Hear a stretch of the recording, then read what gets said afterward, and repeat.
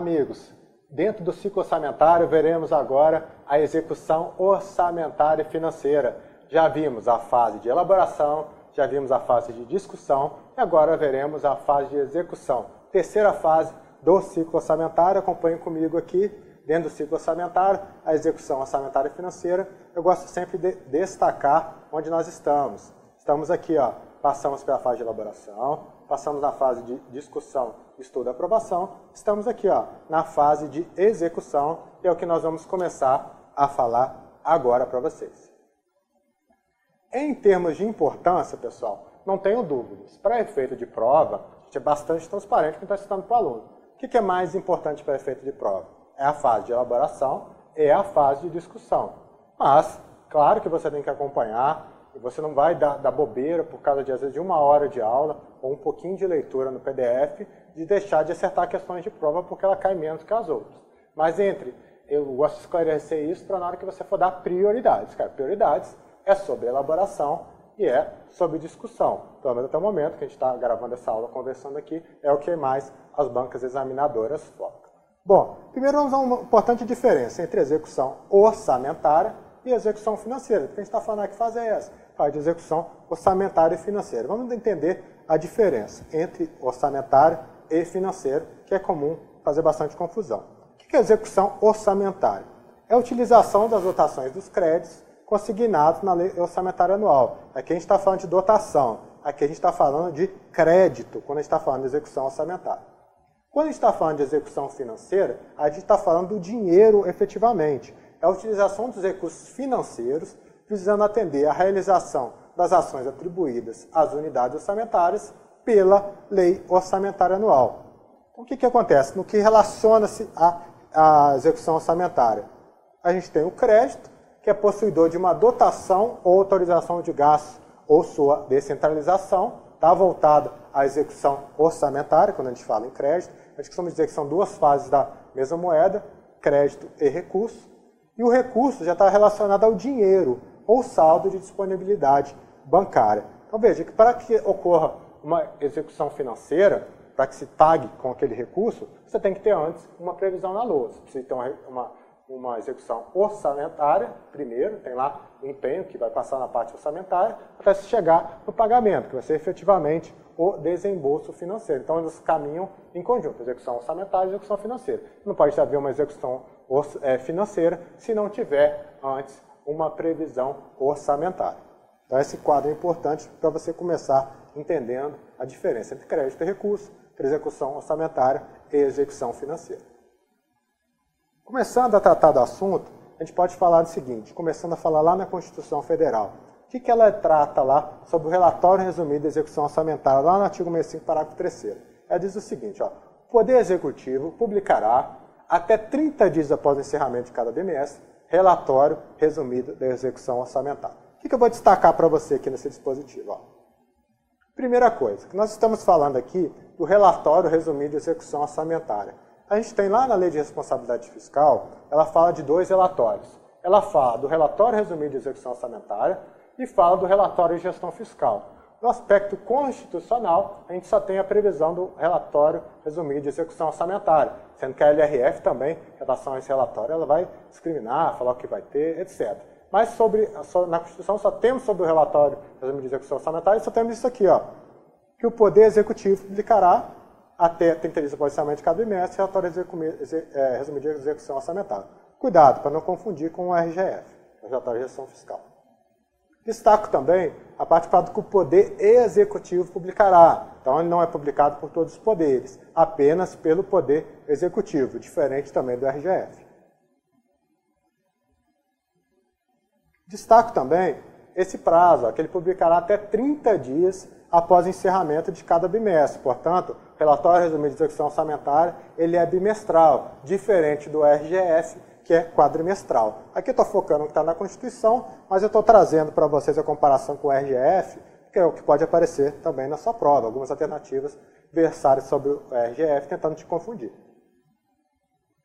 O artigo 168 também é importante, olha o que está escrito lá nele, em relação à execução.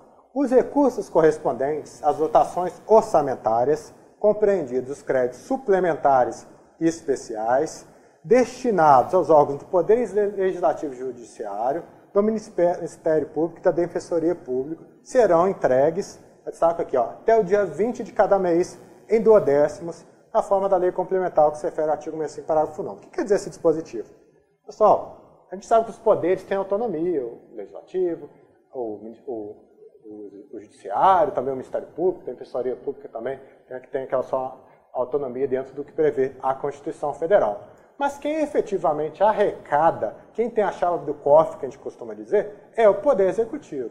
Só que o Poder Executivo ele não pode reter aquilo para ele sem repassar aos demais poderes. Até para preservar essa independência e harmonia entre os poderes, Ministério Público e Defensoria Pública, esse artigo determina um prazo, ou seja, de dotações e também de créditos suplementares especiais, que são duas espécies de créditos adicionais, destinados a esses poderes ao Ministério Público, têm que ser entregues até o dia 20 de cada mês.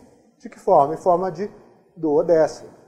Na forma da lei complementar. Nessa lei complementar, na forma de duodécimo aqui, que eu já destaquei, passei direto aqui, duodécimos, e na forma da lei complementar. Essa lei complementar é aquela lei que estou lá na fase de elaboração, que ela não foi publicada ainda, que fala a lei complementar, que vai dispor sobre finanças públicas, vai falar sobre os prazos, vai falar sobre os fundos, vai falar sobre a execução quantitativa das emendas individuais de execução obrigatória, está tudo lá naquela lei complementar que não foi publicada. E ela também deveria dispor como seria essa entrega. Mas a Constituição já diz que tem que ser até o dia 20 em duodécimos. Bom, sobre a execução orçamentária e cumprimento de metas, é uma parte que eu vou pegar da lei de responsabilidade fiscal. Por quê? Porque às vezes um edital não tem a lei de responsabilidade fiscal, então a gente tem que pegar dentro da parte de execução o que se refere à lei de responsabilidade fiscal. E essa parte aqui, diferente de boa parte que a gente vai ver durante a aula, essa parte assim, cai bastante em termos de concurso público. Então vamos lá então. Até 30 dias após a publicação dos orçamentos, nos termos em que dispuser a LDO, então a gente tem um prazo de 30 dias até que o orçamento seja publicado, o Poder Executivo estabelecerá a programação financeira e o cronograma de execução mensal de desembolso. Então, com base, a lei foi publicada, então já vai ter a lei publicada completa, né? Não pode ser antes, porque pode ter veto, pode ter alteração no Congresso Nacional apenas depois da publicação. O Poder Executivo, então, ele vai ter 30 dias para fazer como vai ser essa programação financeira, como vai ser o desembolso ao longo do exercício financeiro. Outro dispositivo importante lá da Lei de Responsabilidade Fiscal voltada à execução é que os recursos legalmente vinculados à finalidade específica serão utilizados exclusivamente para atender ao objeto da sua vinculação. Então, se a gente está falando de um recurso que é vinculado, ele tem que atender ao objeto da sua vinculação. Até aí, bastante óbvio. Mas a LRF acrescenta o seguinte, ainda que em exercício diverso daquele em que ocorreu o ingresso. O que isso significa? Se um exercício foi vinculado, se uma despesa foi vinculada a um determinado ano, ainda que em um outro exercício financeiro, ainda que em outro ano, ela deve obedecer à sua vinculação. Isso é para evitar que você vincule uma despesa, aí naquele ano não execute, e fica por isso mesmo. Aí passa outro ano, não executa, e fica por isso mesmo, e deixa aquilo de lá. Não. Se ela foi vinculada a uma finalidade específica, ela tem que ser executada. Ainda que em exercício diferente daquele que ocorreu no ingresso, é o que está escrito aqui no nosso esquema. Prosseguindo. Ainda dentro da LRF, ela diz lá, a execução orçamentária e financeira identificará os beneficiários de pagamento de sentenças judiciais, por meio de sistema de contabilidade e administração financeira, para fins de observância da ordem cronológica do artigo 100 da Constituição, que ele trata dos precatórios, eu já coloquei direto para você. Então, já dentro da execução orçamentária e financeira, tem que ser identificado quem vai receber esse pagamento de sentenças judiciais, observada a ordem cronológica, que é aquela do artigo 100 da Constituição, dos precatórios, dentro de um sistema de contabilidade e administração financeira. É o que está escrito lá na LRF, não precisa da gente aprofundar mais do que isso. Bom, pessoal, agora a gente vai entrar num assunto novo. Considerando o tempo da Constituição, é um assunto novo, decorrente de uma emenda constitucional relativamente recente, considerando que a Constituição de 88 é uma emenda relativamente recente, que vai tratar de execução obrigatória de emendas individuais. Onde você precisa entender o que é isso? O que é uma emenda, primeiro? Né? O que é uma emenda? Emenda, já vimos lá na fase de discussão, que é uma prerrogativa constitucional que o parlamentar tem para interferir, para modificar, para aperfeiçoar a lei orçamentária anual, falando especificamente da LOA. Então, isso é uma emenda parlamentar. Só que o que acontecia antes dessa emenda, pessoal? Imagina um parlamentar que o nosso orçamento do Brasil, de modo geral, ele é autorizativo. Vamos começar por aí. O que é autorizativo? A despesa está na lei orçamentária anual, mas ele não é obrigado a executar. O que ele não pode é pegar uma despesa que está na LOA e executar. Isso não pode. Mas se ela está na LOA, ele não é obrigado a executar. Claro, tem despesas obrigatórias, tem que pagar pessoal, tem gasto com saúde, etc. Mas a gente vai entender que ele não é obrigado a executar aquela despesa que está na LOA, porque ela está no orçamento. Ela pode ser obrigada porque tem que ter pagamento, porque é uma despesa obrigatória de caráter continuado, mas não por estar na LOA. Se o orçamento fosse impositivo, aí é diferente. O orçamento impositivo, ele torna-se obrigado por estar na LOA. Não é porque tem uma lei anterior, porque está na LOA, ele torna-se obrigado. Isso é o orçamento impositivo e o orçamento autorizativo. Nosso orçamento é autorizativo. Bom, e era 100% autorizativo. Então, o que acontecia quando tinha uma emenda parlamentar?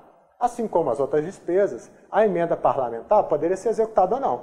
E essas emendas, geralmente, é para atender a base do parlamentar. Nada de errado nisso. Ele vai atender as cidades que o elegeram, a região. Então, não tem nada de errado nisso. Então, ele vai fazer uma emenda voltada para aquela cidade. E como poder executivo, que é quem executa as emendas, poderia escolher executar ou não, o que ele fazia? Ele dependia para executar emendas de uma votação do parlamentar. Se o parlamentar fosse da oposição, muitas vezes não executava emenda. Isso tirava muita autonomia do legislativo. Então a ideia dessa execução obrigatória de emendas parlamentares que veio com essa emenda foi isso. É tornar o legislativo mais independente nesse ponto em relação ao poder executivo. Agora a gente vai estudar os detalhes em relação a isso. Vamos ver então. Ó. Esse é o artigo 166, o caput dele, do artigo 166 da Constituição, diz os projetos de lei relativos ao PPA, LDO, orçamento anual, créditos adicionais, um dispositivo que a gente já viu bastante, serão apreciados pelas duas casas do Congresso Nacional na forma do regimento comum, dispositivo que a gente já viu bastante dentro do ciclo orçamentário. E a gente retomou ele porque o parágrafo 9º ao parágrafo 18 vão estar abaixo aí desse caput do artigo 166. Então vamos prosseguir então com o parágrafo 9º da Constituição Federal. O que esse parágrafo 9º diz? Olha lá. Ele diz o seguinte, as emendas individuais, por que ele destaca emendas individuais? Porque há diversas emendas parlamentares. As principais são as individuais, mas tem, por exemplo, a emenda de bancada, que junta todos os deputados de um Estado, independente do partido que for, e direciona uma emenda para aquele Estado. É uma emenda de bancada. Mas aqui a gente está falando de emendas individuais, aquela que cada parlamentar pode apresentar, certo? As emendas individuais ao projeto de lei orçamentária, que está falando da LOA, serão aprovadas no limite de 1,2%, o inteiro e 0,2%, da receita corrente líquida prevista no projeto encaminhado pelo Poder Executivo, sendo que a metade desse percentual será destinada às ações e serviços públicos de saúde. Vamos com calma agora, explicando esse dispositivo. Primeiro, eu comentei já que a gente está falando das emendas individuais ao PLOA, não é emenda de bancada nem outro tipo de emenda. Essas emendas individuais, apesar de ainda não estar aqui que elas são obrigatórias de execução, a gente vai ver mais para frente que, na verdade, nós estamos falando que são as emendas individuais de execução obrigatória. Esse assunto aqui, receita corrente líquida, ele é regulado pela Lei de Responsabilidade Fiscal. Para nesse momento, você vai entender, lá na LRF, o que está escrito lá? São receitas correntes líquidas, as tais, exceto com várias exceções, então não é assunto da nossa aula. Você tem que entender que a receita corrente líquida é que efetivamente fica com o ente. Então, nesse momento, você tem que entender isso. Então, não adianta você fazer percentual sobre receita bruta, porque às vezes tem receita que é de transferência, receita da União, mas ela tem que transferir para o Estado ou município. Isso aí não é receita corrente líquida. A receita corrente líquida é aquela que é efetivamente do Estado. Então, nesse momento, na tela aqui, você vai entender que são receitas correntes, aquelas efetivamente disponíveis no PLOA, são chamadas de receita corrente líquida. Tá? Bom, esse 1,2% é em relação ao quê? Fiz esse desenho aqui para você entender, que são as emendas individuais de execução obrigatória. Imaginando no bolo das receitas totais. Essas aqui são as receitas totais do projeto de lei orçamentária anual, estão desenhadas aqui. Isso aqui não está em escala, tá? Só para você tentar entender. Tendo as receitas totais, a gente tem as receitas correntes que a gente tem as receitas de capital. Então esse verdinho aqui ficou como sendo as receitas correntes. Dentro das receitas correntes, a gente tem aquelas que efetivamente são disponíveis ao ente, que a gente chama de receita corrente líquida. E é em cima desse percentual, dessa receita corrente líquida, que a gente vai pegar 1,2%, olha lá, 1,2%, e vai colocar como emenda individual de execução obrigatória. Veja que isso aqui não está nem em escala. Se a gente fosse ver 1,2% disso aqui, ó, nem apareceria aqui na tela. Então, esse pontinho aqui que eu coloquei, tá aqui, que eu estou destacando aqui para vocês, é o que é a parte do orçamento público brasileiro, que é impositivo. Então, é errado a gente falar que o orçamento brasileiro agora é impositivo. Aí é correto dizer que uma pequena parte, um percentual dele é impositivo? Sim. Pelo que a gente está estudando até agora aqui. Ele é uma pequena parte, mas é isso aqui, pessoal. Deixa bem claro na tela para vocês. Então não se fala que o orçamento brasileiro é impositivo, não. Impositivo vai ser só isso aqui, ó, 1,2% da receita corrente líquida, tá? Pela legislação que a gente está vendo até agora. Depois a gente vai ver que a PEC deu uma suspendida nisso aqui. Mais para frente a gente vai ver, que é a chamada PEC dos gastos, que é o novo regime fiscal. Aqui está sem escala para ilustrar a questão de destacar aqui. Bom, então reparem o seguinte. Vou voltar aqui. Emendas individuais do projeto orçamentário são aprovadas no limite de 1,2% da receita corrente líquida, você já entendeu pelo desenho, prevista no projeto encaminhado pelo Poder Executivo. Então, o que a gente está falando no projeto que é encaminhado do Executivo ao Legislativo, a emenda vai ser apresentada na fase de discussão. Então, na verdade, esse parágrafo 9 é da fase de discussão. Ah, professor, por que a gente está estudando aqui?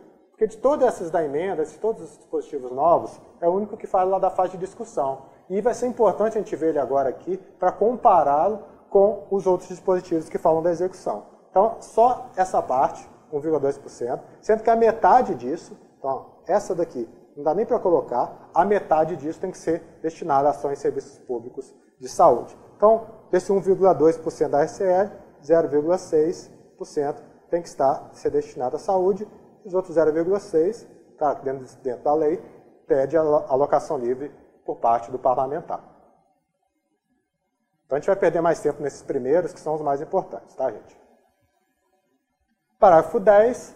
A execução do montante destinado às ações e serviços públicos de saúde, ou seja, aquele 0,6% que eu passei para vocês, previsto no parágrafo anterior, inclusive custeio, será computada, veja, será computada para fins do cumprimento, verá destinação para pagamento de pessoal em encargos sociais. O que significa isso aqui? Ó?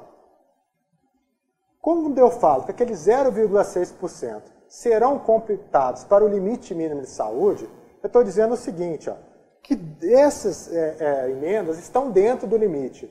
Não quer dizer que é o limite mínimo mais 0,6%, não. Estou dizendo que ela será computada, se ela está dentro. Então não há não há aumento do limite mínimo a ser aplicado em ações e serviços públicos de saúde, pois para se chegar ao limite mínimo serão somados os gastos da União às emendas individuais relacionadas à saúde. Então por isso que ela está dizendo que ela será computada. Então na hora que vai apurar o limite mínimo, já começa já de um patamar, que é aquele equivalente das emendas individuais, ainda que seja um valor pequeno, comparado ao orçamento. E esse aqui é o parágrafo mais importante de todo o nosso assunto.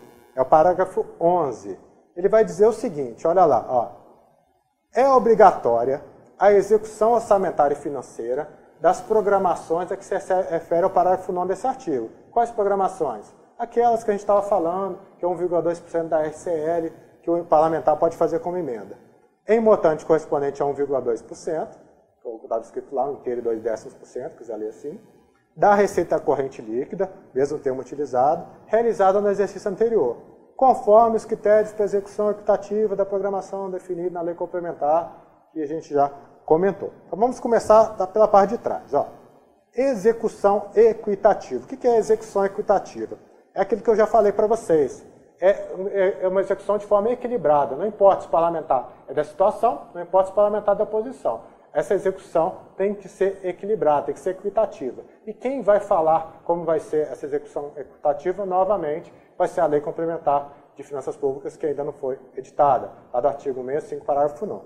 Então, isso é execução equitativa. Execução das programações de caráter obrigatório, que atenda de forma igualitária e impessoal as emendas apresentadas, independente da autoria. É isso que eu falei. Não importa se é da situação, se é da oposição, se está votando com o governo ou não, essa execução dessas emendas tem que ser equilibrada.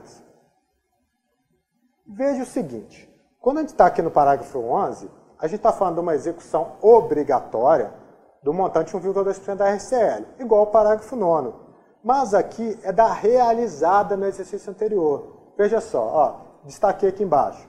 No parágrafo 11, é obrigatória a execução orçamentária e financeira das programações da receita corrente líquida realizada no exercício anterior. Quando eu falei lá no parágrafo 9º, eu falei que as emendas serão aprovadas até 1,2% da RCL prevista no PELOA, encaminhado pelo Poder Executivo ao Poder Legislativo. Vejam só, por que acontece isso? Tendo o ciclo orçamentário, você já sabe que tem uns prazos, com os prazos respeitados, a LOA tem que ser encaminhada até 31 de agosto e chega lá no Poder Legislativo. Então, no parágrafo 9º, vai se considerar, para se aprovar a emenda, a receita corrente líquida prevista no PELOA, tá? Porque vai estar no meio do ano, vai estar entregando aquela receita. Mas na hora de executar, isso é na hora de aprovar, mas na hora de executar, a execução já ocorre no ano seguinte. Essa execução não precisa ser, não é para ser de acordo com o que foi aprovado, e sim de acordo com a receita corrente líquida do ano anterior. Por quê? Porque essa receita que é aprovada, que ela foi enviada lá, prevista, foi enviada lá em agosto, ela já é de muito tempo, pode ser que ela seja subestimada. Nesse final do ano, pode ser que tenha uma crise, pode ser que ela melhore, então vai se tomar como referência a receita corrente líquida do ano anterior para fins de execução. É um número mais concreto. E aqui uma novidade que veio aí da chamada PEC dos gastos públicos, que é do novo regime fiscal, né, que o nome correto seria novo regime fiscal. O que o novo regime fiscal impôs a partir de 2018? Acompanhem comigo. Ó.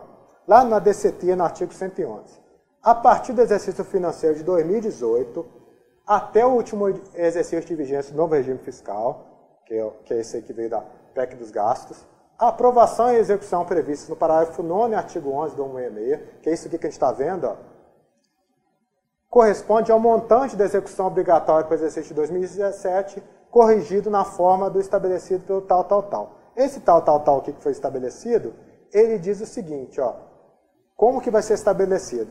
Não vai ser mais 1, quer dizer que isso aqui foi revogado? Não. Isso aqui é como se tivesse suspenso durante o regime fiscal. Isso aqui não acabou, não foi revogado. Mas durante o regime fiscal, como é que vai se portar?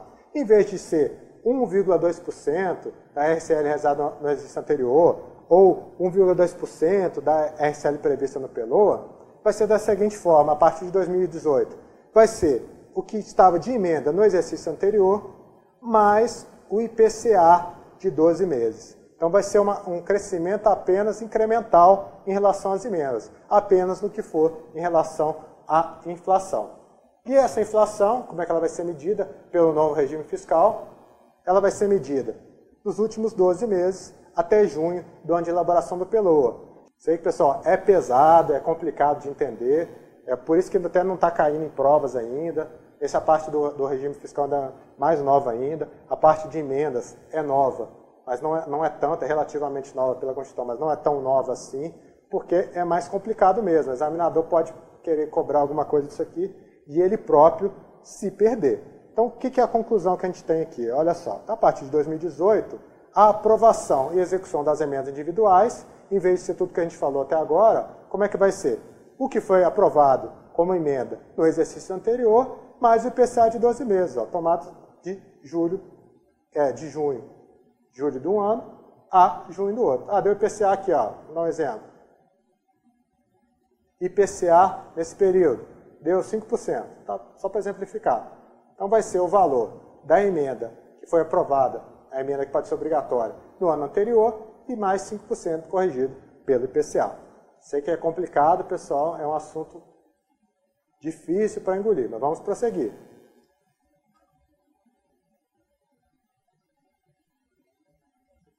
Parágrafo 12. As programações orçamentárias previstas no parágrafo 9º deste artigo não serão de execução obrigatória nos casos de impedimento de ordem técnica. Já veremos mais para frente o que é esse impedimento de ordem técnica. Aí você tem que entender nesse momento que ela é obrigatória? Sim, mas se tiver um impedimento de ordem técnica, não vai ser obrigatório. Imagina uma emenda, que eu gosto de dar um exemplo absurdo para você guardar, uma emenda parlamentar que quer construir um hospital na areia da praia. Ele lá briga, lá o servidor fala que não pode, e orienta, tá, mas ele quer que passe a emenda passa. Mas na hora de executar, não vai poder executar, porque é um impedimento de ordem técnica. Claro que no dia a dia, esses impedimentos vão ser menores, e no dispositivo aqui no parágrafo 14, a gente vai ver o que faz quando tem impedimento de ordem técnica. Prosseguir. No parágrafo 13, quando a transferência obrigatória da União para execução de programação prevista no parágrafo 11 desse artigo, novamente, emenda individual de execução obrigatória, for destinados a estados, ao DF e a municípios, independerá da adimplência do ente federativo destinatário. O que quer dizer isso? Independerá da adimplência do ente federativo. Quer dizer que a transferência poderá ocorrer ainda que o ente esteja inadimplente. Então, no caso de emenda parlamentar, diferente muitas vezes que é nos convênios, no caso de emenda parlamentar individual, mesmo se a gente estiver devendo, estiver inadimplente, ele pode receber emenda. Então, assim, não se penaliza o município, porque um determinado prefeito, ou mesmo um prefeito anterior, não geriu bem os recursos, o município está devendo, nem por isso ele pode deixar de receber as emendas parlamentares. E não integrará a base de cálculo da receita corrente líquida para fins de aplicação dos limites de peso pessoal, de que trata o caput do artigo 69. Esses limites de peso com pessoal, desse dispositivo, desse artigo 69, ela diz lá que as despesas de pessoal, limites, vão ter que estar na lei complementar. Essa lei é a lei de responsabilidade fiscal, lá vão estar os limites com despesas do pessoal. E ele está dizendo aqui que não integrará a base de cálculo da receita corrente líquida. Por que acontece isso, pessoal? A receita corrente líquida é aquela que fica efetivamente com o ente. Então vamos lá. Vamos botar aqui, essa aqui é a RCL de um determinado ente. Quando se coloca emendas, está mandando mais recursos para aquele ente. Se a gente incluir ela na receita corrente líquida, significa que a gente estaria aumentando a emenda. Aumentando a receita corrente líquida. Se a gente aumenta a receita corrente líquida, uma determinada despesa pessoal, por exemplo, no município, que é de 60% da RCL, ele poderia aumentar com base no valor de emenda. Isso estaria errado. Então é isso que está dizendo esse dispositivo, que um valor que se manda para emendas não entra como receita corrente líquida. Então, os recursos oriundos de tais transferências não integrarão base de cálculo da RCL para fins de aplicação dos limites da despesa com o pessoal. É o que está escrito aqui nesse dispositivo. No caso de impedimento de ordem técnica, até que eu dei aquele exemplo absurdo lá de construir um hospital na praia, o que vai acontecer se tiver um impedimento de ordem técnica? Simplesmente não vai executar a emenda do parlamentar e pronto? Não.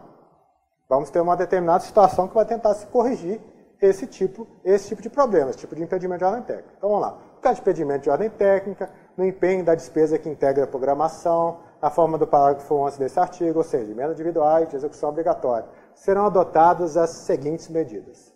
Agora é a hora do susto, né, pessoal? Isso tudo aqui está lá na Constituição Federal. Vou contar uma história disso aqui, né, para vocês entenderem. Né?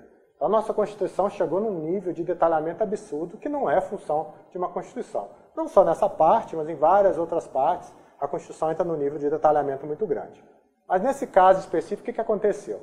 A proposta, que foi chamada emenda do orçamento impositivo, mas eu expliquei que não é bem isso, né? A parte pequena, que é do orçamento impositivo, ela veio do Senado e veio para a Câmara. Então, a gente foi apontado, quando chegou lá na Câmara, a gente apontou diversas imperfeições que tinha, diversas oportunidades que tinham para melhorar essa emenda. Só que se essa emenda fosse alterada, ela teria que voltar de novo para o Senado. Mas os deputados não queriam que mexesse, porque eles tinham pressa nessa aprovação. Porque eles queriam ter autonomia em relação ao Poder Executivo. Até uma demanda justa, assim, a gente às vezes critica muito, mas nesse caso das emendas foi uma tentativa mesmo de dar autonomia para o Poder Legislativo. Só que como não queriam que voltasse, foi aprovado desse jeito mesmo, com um monte de coisa assim, que não deveria estar numa legislação, numa Constituição, e algumas coisas a gente pode dizer até que se aproximam do erro também, que veio dessa forma. Então foi por isso que não teve um retorno, né, uma modificação para retornar ao Senado, algo que demoraria ainda mais para que fosse publicada essa PEC, que foi chamada de PEC do Orçamento Positivo. Então, vamos lá então. Então como ficou, né, já é o que tem para hoje. Então, se tiver impedimento de ordem técnica, o que tem que fazer? Bom, no inciso 1, dê um prazo. Até 120 dias após a publicação da LOA, até 120 dias da publicação da LOA, quem? Poder Executivo, Legislativo, Judiciário, Ministério Público e Defensoria Pública enviarão ao Poder Legislativo as justificativas do impedimento. Por que acontece isso? Após 4 meses, 120 dias da publicação da LOA, principalmente o Poder Executivo, mas podem ter emendas pelo Poder Legislativo, Judiciário, Ministério Público, Defensor. Imagina um deputado que é defensor público. Vai lá, mandou uma emenda para a Defensoria Pública. Então, cada um desses vai justificar por que uma determinada emenda, que era para ser obrigatória, não vai ser executada. Tem que justificar para quem? Justificar quem fez emenda, justifica para o Poder Legislativo. Então, até 120 dias. Até 30 dias após o término do prazo anterior, o Poder Legislativo, que é quem recebeu aquelas explicações, indicará ao Poder Executivo o remanejamento da programação de todas, cujo impedimento seja considerado insuperável. Pode ser que alguns impedimentos sejam fáceis de resolver. Então, resolveu, acabou, vai lá e vai executar. Mas alguns impedimentos podem ser insuperável, como essa que eu falei da construção da areia da praia. Não vai, construir na areia da praia um hospital, não dá. É um impedimento insuperável. Então, o Poder Legislativo vai indicar ao Poder Executivo o remanejamento. Então, até 30/9, ou até 30 dias após o prazo anterior, por que até 30/9? Pode ser que a LOA seja publicada muito tarde, tem um atraso muito grande. Então, você imagina a LOA publicada lá para abril já do ano que ela para estar em vigor. Isso aí vai empurrando, você coloca 120 dias, 30 dias, daqui a pouco o ano acabou. Para o ano não acabar, tem um prazo também de 30 de setembro, ou até 30 dias após o prazo anterior. O Poder Executivo, que recebeu esse remanejamento do Poder Legislativo, envia o projeto de lei de volta para o Poder Legislativo, daquela programação cujo impedimento seja insuperável. Por quê? Porque o Poder Executivo é o responsável constitucionalmente pelo envio. Por mais que haja indicação aqui do Poder Legislativo, quem é o responsável pelo envio do PLOA e suas alterações é o Poder Executivo. Então, ele envia de novo o Poder Legislativo aqueles que forem insuperados. Então, enviou o projeto de lei. Até 20/11, ou 30 dias após o término do prazo, o Congresso Nacional, o Poder Legislativo, deve deliberar sobre o projeto. Então, o que acontece? Vamos voltando aqui. 120 dias. Enviou o Poder Legislativo os problemas de impedimentos. Até 30 dias depois, o Legislativo devolve e fala, isso aqui não dá para mudar, então remaneja para cá. O Poder Legislativo, 30 dias, envia o projeto remanejando. O Congresso Nacional, mais 30 dias, ou nessas datas que foram apresentadas aqui, vai deliberar sobre o projeto. Ele vai dizer, então tá, eu mandei para cá, o Poder Executivo mandou assim, está aprovado, tem que mexer isso aqui, e assim sucessivamente. Agora, se ele não deliberar, após o prazo anterior, o próprio Poder Executivo, por ato próprio, ou seja, se não houver liberação, ele faz o remanejamento por ato próprio do Poder Executivo, nos termos previstos na LOA, que vai regular o assunto. Então, esse aqui é um caminho que acontece caso a emenda individual de execução obrigatória tenha impedimento de ordem técnica e seja verificado depois que esse impedimento seja superável. E parágrafo 15, após o prazo previsto no inciso 4 do parágrafo 14, ou seja, após esse prazo aqui, as emendas do parágrafo 11, ou seja, aquelas de execução individual obrigatória, não serão mais obrigatórias, nos casos de impedimento justificado na notificação prevista no inciso 1. Então, se não houver uma deliberação do projeto, daquelas emendas que foram enviadas, o Poder Executivo vai fazer um remanejamento, mas já não é mais obrigatório, já deixou de ser uma emenda individual de execução obrigatória. Vamos lá, pessoal, falta pouco. Vai até a 18, já estamos na 16. Vamos lá. Os restos a pagar, lembrando aqui, o que é os restos a pagar? Olha só, esse termo foi parar na Constituição, que não tinha restos a pagar na Constituição. Os restos a pagar são despesas empenhadas, formalmente comprometidas, mas não pagas no exercício financeiro, logo até o dia 31 de dezembro. São as despesas que foram comprometidas no ano, mas não foram pagas naquele ano. Por hora você tem que entender isso. Isso a gente chama de restos a pagar. Por que restos? Porque ficou no outro ano para ser pago. Poderão ser considerados para fins de cumprimento da execução financeira, prevista no parágrafo 11, o quê? Emenda individual de execução obrigatória. Este artigo, até o limite de 0,6% da receita corrente líquida realizada no exercício anterior. Tá? Então, você está falando aqui que os restos a pagar podem ser considerados para esses limites da emenda individual de execução obrigatória, desde que 0,6% da RCL do exercício anterior. E parágrafo 17, que eu ainda tenho 18, né? Se for verificada que a reestimativa da receita da despesa, eu destaco aqui, reestimativa da receita geralmente é para baixo, né, nesse caso, houve uma receita reestimada inferior que foi prevista na LOA, Então você tem lá uma receita na LOA. Essa receita foi separada uma parte para a emenda parlamentar, mas se verificou ao longo do exercício financeiro que essa receita não vai ser suficiente. O que vai acontecer?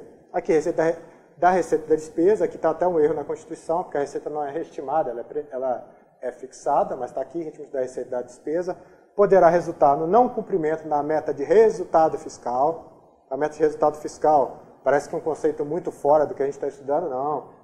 O tempo todo falando, o superávit é de 3%, é de 0,5%, é de 1%, cadê a meta fiscal, vai ser cumprida, não vai ser cumprida o tempo todo, isso falando no noticiário, isso é a meta de resultado fiscal. Essa meta, se correr um risco dela não ser cumprida por causa de reestimativa da receita, ou seja, verificou que a receita não vai acompanhar a despesa estabelecida na LDO, o montante previsto no parágrafo 11, novamente, emenda individual de execução obrigatória, deste artigo, poderá ser reduzido até a mesma proporção de limitação incidente sobre o conjunto das despesas discricionárias. O que significa isso? A gente tem o que a gente chama de limitação de empenho e movimentação financeira na Lei de Responsabilidade Fiscal. O que ocorre? No projeto da LOA, a LOA é aprovada. Receita igual a despesa não pode ser maior que a receita. Só que a receita vai sendo executada ao longo do ano. Então, imagina que essa vai sendo executada. Mas no momento de queda, no momento de crise, ou se a receita estiver superestimada, ela vai estar menor que a despesa, porque ela não vai conseguir acompanhar o que estava previsto na despesa. A despesa está fixada. A receita ela vai estar variando porque ela é prevista. O que acontece com essa despesa? Essa despesa tem que abaixar e está no nível da receita. E como é que feito esse abaixa? É um corte assim, no orçamento, apesar de ser chamado muitas vezes de corte, de contingenciamento, é o que a gente chama de limitação de empenho. É feito um determinado percentual das despesas que podem ser executadas na lei orçamentária anual para que a receita fique igual à despesa na fase de execução. Isso é a limitação de empenho, limitação financeira na LRF. E as emendas parlamentares? Elas podem sofrer esse contingenciamento, essa limitação de empenho? É o que diz aqui esse dispositivo. Pode sim, mas no mesmo limite das demais despesas discricionárias. Por que acontece isso? Dois motivos. O primeiro é que a emenda ela não está livre do contingenciamento. Ela não é obrigada, mas se a receita não estiver acompanhando, ela pode sofrer um corte. Esse é o primeiro ponto. E o segundo ponto é o que acontecia na prática. Quando eu estava lá na SOF e tinha um contingenciamento, qual que é a primeira coisa que eles cortavam lá? Cortavam nas emendas parlamentares. A emenda parlamentar não vai ser executada. Já era o primeiro corte que ficava nas despesas contingenciadas. Aqui, esse dispositivo também está protegendo o parlamentar. Então, a emenda pode ser cortada? Pode. Ela não é absoluta, ela pode ser cortada. Mas tem que ser cortada no mesmo percentual dos limites das demais despesas discricionárias, ou seja, das demais despesas da LOA que podem ser cortadas. Então, o que está escrito aqui, no final. O montante previsto no parágrafo 11 deste artigo poderá ser reduzido, ou seja, não é absoluto, mas na mesma proporção, até na mesma proporção, da limitação incidente sobre o conjunto de despesas discricionárias. As emendas podem sofrer limitação de empenho, sim, desde que na mesma proporção das demais despesas discricionárias da LOA.